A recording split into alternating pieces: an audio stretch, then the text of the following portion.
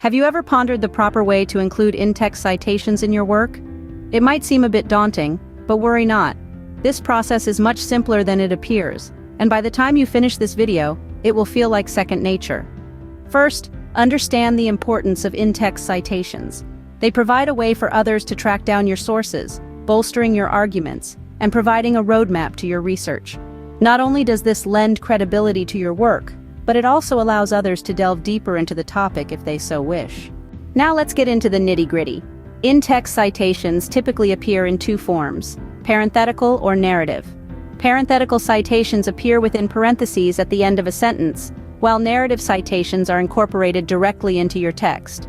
To create a parenthetical citation, place the author's last name and the publication year inside parentheses at the end of the sentence.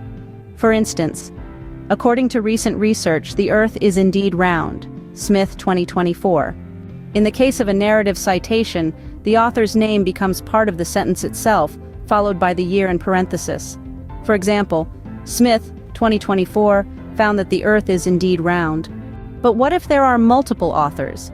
In that case, use an ampersand between the last two authors' names for parenthetical citations. For narrative citations, use the word "and." For example, recent research by Smith and Johnson, 2024, found that the Earth is round.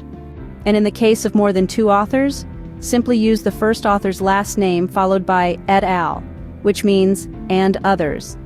This rule applies to both parenthetical and narrative citations. For instance, according to a study by Smith et al., 2024, remember, the purpose of in-text citations is to lead your reader to the corresponding entry in your reference list.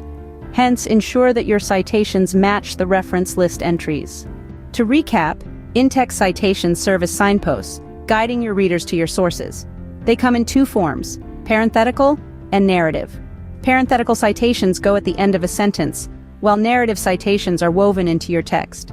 The format varies slightly depending on the number of authors, but the goal remains the same: to credit your sources and strengthen your work.